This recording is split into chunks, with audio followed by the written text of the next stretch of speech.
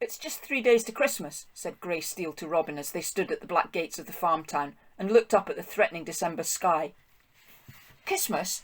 I think I heard tell of that before. What is it?" said Robin Steele, who was Grey Steele's nephew and 12 years old. "Ah," said Grey Steel, whistling on his smooth-haired little collie, "it's a time just." "But what's it a time for?" continued Robin, who was small for his age but mighty persistent. "Robin, man, you're awful ignorant. I mun send you to the school," said Grey Steel, who had once been as far as Lockerbie Lamb Fair, and once met an Englishman. "Christmas is a time when folk hae mair to eat than they ken what to do with, and mair to drink than is good for them. I'm no minding what I hae to drink. There's naething sae slocking in as cold water. But to hae mair than you can eat, it's just heaven to think on." Grey Steel sighed, and for a moment his face looked a little weary. He too did not know what it was to have more to eat than left him hungry when it was gone. And to tell the truth, he did not care much, for he had grown indurated to a brave, brisk, hard life at the hill farm of Nethertown among the wild hills of Galloway. He had been 14 years herd to Ralph Edgar of the House of Folds, commonly known as Hoppity Skip, from a hobbling way of walking he had, through his leg having once been put out of joint, it was said by an indignant former herd, and he now knew that he would not make a fortune in the service of his present master. Grey had thought it was a fine thing when he was a younger man to get such a place, the sole charge of as fine a hill as there ever was in all Galloway, a cow's grass, 1 lamb in every 2 score of those drafted off the farm at selling time, and £25 in wages. Grey Steel at that time was 24 years of age and sanguine. He was in love too, and hoped that this doing for himself would bring him quickly to the goal of his hopes. But after the first successful season, a series of backward unkindly years had smitten him sore. There were late snowstorms, into which the young lambs were born only to die. He himself was stricken with a pleurisy which cut like a knife into his flesh each time he mounted a bray. But still he struggled on, with hope upspringing in the loyal, faithful heart of him. Grey Steel was true steel. But yet sorer things to bear struck him. In 1 year, his father died. His mother, left penniless, aged and infirm, came to live with him, bringing one Robin, a baby, the son of Alan, Grey Steel's elder brother, who had levanted into parts unknown, out of the reach of his responsibilities. Then, 1 week after she had come to her son's house, she woke wailing in the dawn with a great and strange fear upon her. She was blind. Something had snapped after long-wearing pain in her eyeballs, snapped suddenly and without warning. And so she became a burden upon Grey, and wearied his life out by telling him so, which indeed was his greatest burden. With his own hands he had to dress her and lead her about the house. He was nurse to little Robin, carrying him often to the hills with him in the nook of his plaid, or in bad weather, taking a hasty run down in the mid of the morning to the cot-house to see that all was right within. Then, to show that the blast of misfortune had not blown itself out, the one cow died, and Grey had 3 miles to walk before he could get a bottle of milk for his 2 helpless charges, while the road was so rough that oftentimes it was churned into butter in his pocket by the time he got back. After the lambing time it was easier, of course, for then he milked the ewes which happened to lose their lambs. And those who know understand that it's no joke to milk a full-sized old blackface of the mountains, a snarbreaker, and the mother of many. But Grey Steel came through the trial, though it handicapped him for life. In the autumn, his cunning master offered him advance upon his wages, part of which he used in buying another cow, and part in paying some outstanding obligations of his father's, about which his mother kept up a perpetual craking complaint wearisome to listen to. Then, quite suddenly, his sweetheart, Peggy Sinclair, a small farmer's daughter in the Low Country, married his master, Ralph Edgar, called Hoppity Skip. She was 18 years of age, and she had been acted on by her people, whose pride was awakened when Hoppity Skip came a-courting in a dark green gig with lines picked out in red. That the bridegroom was within a few years of 70 made no difference to them, though it did to Peggy, gentility's sacrifice. For many days Grey Steel went to the hill with a worse pain in his heart than last winter's stitch of pleurisy. He had never seen Peggy since, though she had come to Nethertown once or twice with her husband. But on these particular days Grey Steel had business among his flocks on the remotest hilltops, and if Hoppity Skip wanted to see him, he could come to seek him. So the years went on, and Robin grew a big boy. The weariful complaining of Grey's mother was suddenly stilled in the 10th year of his herdship at Nethertown, and the lonely man felt the want acutely. But from that day his heart was set on Robin, the child of his lost brother Alan. It used to be his fear that he would come back and claim his son. Grey Steel felt sure that Alan could do that, or any other mean thing to which he applied his mind. So at the yett of Nethertown, leaning upon the top bar and looking at the dull grey of a sky which presaged snow, Grey Steel and his nephew Robin stood. 3 or 4 dogs, feeling the need of keeping the blood coursing through their veins that nipping winter morning, tumbled over each other with riotous snapping of teeth, worrying and yelping with their noses in the scruff of each other's necks. A faraway whistle reached them in the midst of their play, and instantly every dog stopped in the midst of a spring, or was turned to stone with jaws wide open for a snap.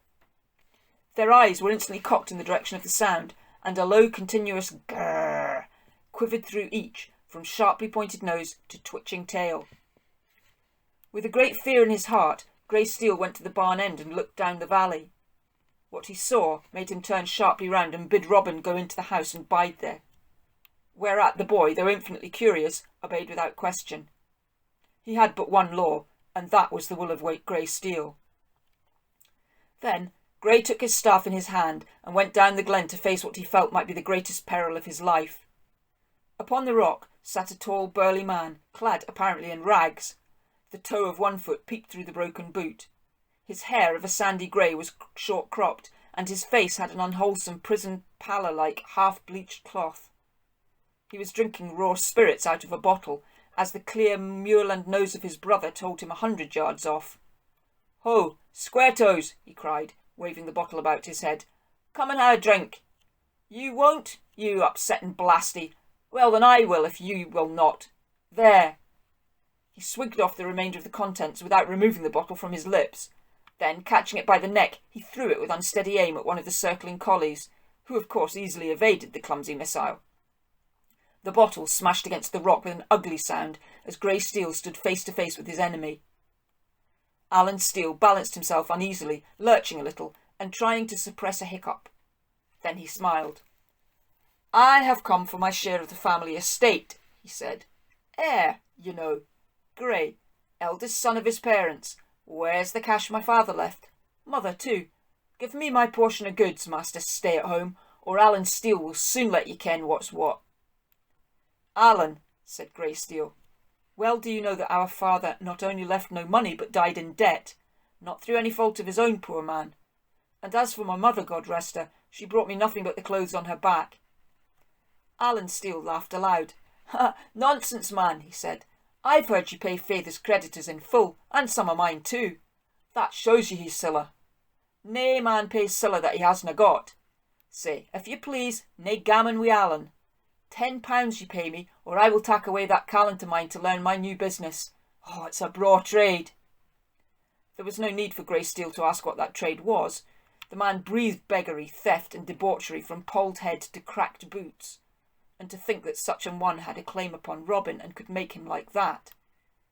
Grey Steel drew his breath hard. "I havena the siller," he said slowly. "I havena a pound note in the hoose." "Then you ken where to get it," retorted his brother. "There's your sweetheart Peggy married to your rich maester, a young lass wedded to an old man. She will never refuse a loan to her Joe for the sake of auld lang syne." "I cannot do that," said Grey with a gasp. Alan Steele swore a great oath and held up his clenched hand above his head. His prison paleness flushed purple. "Then I swear that if you do not get me that £10 by Christmas Day, I will tak the boy wi' me. It's an awesome like thing to keep a boy frae his ain feyther that has ta'en all the trouble of bringing him into the world, and knew you would hinder him frae learning to earn an honest penny and to be the staff of his feyther's declining years." The affectionate parent turned and strode unsteadily down the rough rocky track which led towards the loch. Grey Steel watched him with wild whirling thoughts in his heart. At the angle of the path, Alan stopped and shouted back, 10 o'clock at the Packman's pool on Christmas morning, and mind ye hae the siller wi' ye." Grey Steel went back into the house, and his collies slunk uneasily after him. Their master ought, they knew, to have been on the hill long ere this. There were not so many hours of daylight left in which to cover so much moss and heather, but still Grey Steel sat and thought. Robin, wearied of his book, had risen and gone to the door with his dog Airy. Greysteel abruptly bade him to come in and sit down. He was not to go out of doors that day while he was on the hill. He was afraid that his brother might yet return. Then, having locked the door, Grey took the path to the Craiglee Knowes, whence the best general idea of the hill can be got. The sheep, it appeared to him, were all on their several ridges and slopes, and Greysteel resolved, as he put it, to leave them to Providence for ye day. Then, with an abrupt change of direction, he struck right across the moorland for Dee Fords, conquering the heather and moss hags with his long shepherd's stride. He was making a beeline for the House of Folds, where dwelt a woman he had never set eyes upon, since she had looked up and told him how much she loved him. But now it was not a time to let any sentimental considerations stand in the way. He must see Peggy Sinclair. He could not bring himself to say the other name by which men called her. And as he spoke, the image of Hoppity-Skip, his mean, narrow-visaged, grippy master, rose before his eyes with a sense of physical disgust. He stopped and half turned on his heel. No, he could not do it, not even for Robin's sake. And yet the thought of the babe whom he had held in his arms, laying him down in his plaid only that he might milk the ewes, and yes, it should be done. It was late in the short winter's afternoon before he reached the House of Folds and asked for the mistress. She came, and at sight of him set hand to her side with a strange little animal cry, something like a weak thing that has been trodden upon. "Grey," she whispered mechanically. "Ye comed." Perhaps she was thinking of the tryst she never kept. At least Greysteel was. Then it was that there came a strange construction into the man's throat. Something seemed to grow so great and hard at the root of his tongue that he had no words to articulate. Then all at once he noted that it was dark, and he thought of little Robin sitting alone with his dog in the cot house of Nethertown. Then words came suddenly to him. "I have a sudden call," he said. "Alan has come back and swears that he will take Robin frae me, and mak him a thief like himself if I winna gie him £10 on Christmas morning." There was a pitiful look on the face of the young mistress of the House of Folds, and her hands sought her throat, wavering upwards like a little detached flame from a fire of green wood. "I havena a shilling, Grey," she whispered. He winna, and, oh, Grey, it was all my feyther." At that moment, from the little parlour, there came the sound of a kind of skipping patter, as if a large dog had leaped down from a chest upon the bare wooden floor.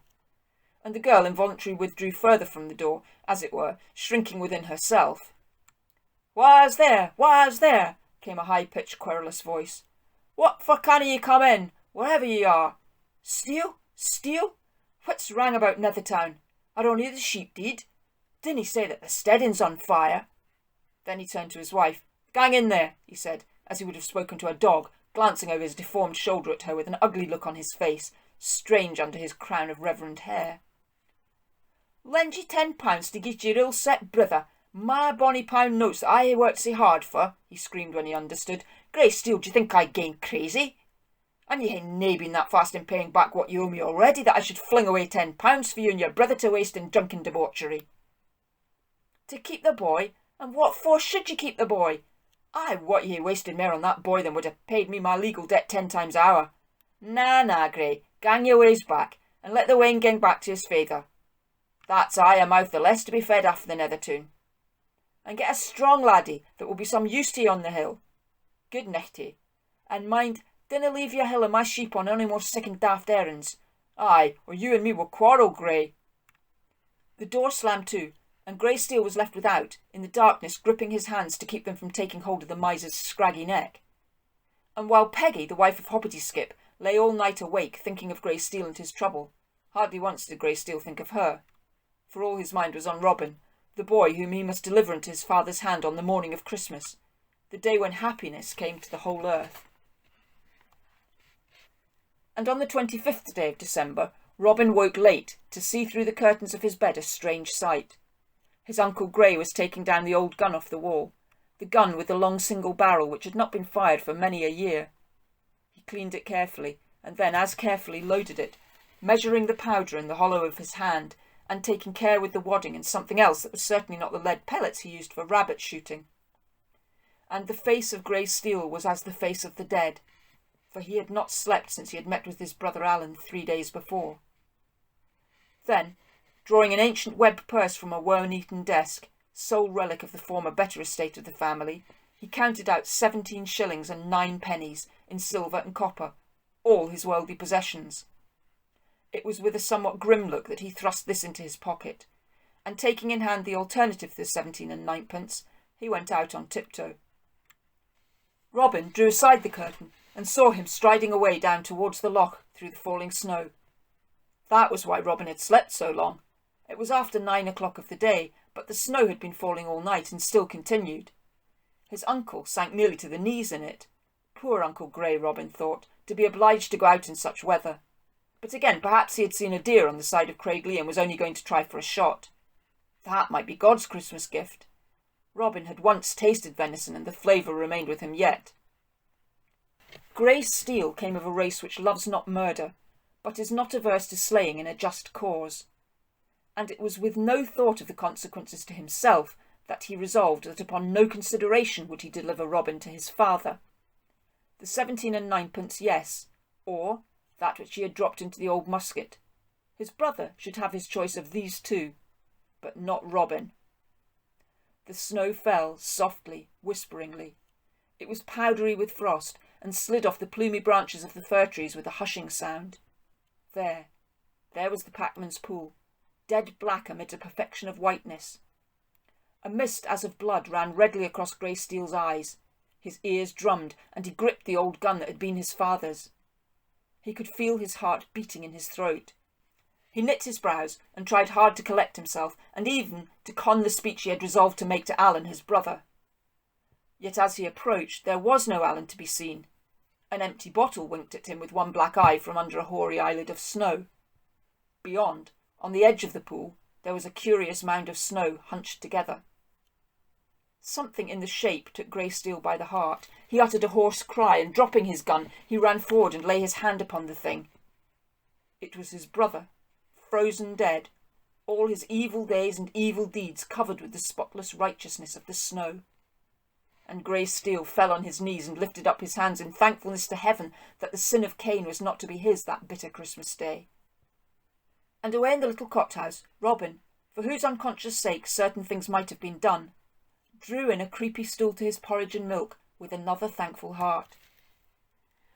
"So this is Christmas Day," he said, "and in England, where they hae a' the siller they want, folk get presents and grand gifts and as muckle as ever they can eat." He took one spoonful, and then, recollecting that he had forgotten to say grace, he reverently took off his bonnet and asked a blessing. Then he took another spoonful. "But after all," he added thankfully, "Christmas or no Christmas, porridge is hard to beat." But though he knew it not, out by the Packman's pool, God had placed the best Christmas gift that could have come to the cot-house of Nethertown, or into the life of young Robin Steele, the nephew of one Grey, a brave man of that name. But that's not the end of the story. Other things even more interesting occurred after the death of Hoppity Skip, which happened also before that Christmas snow melted. For death, as well as life, is the gift of God.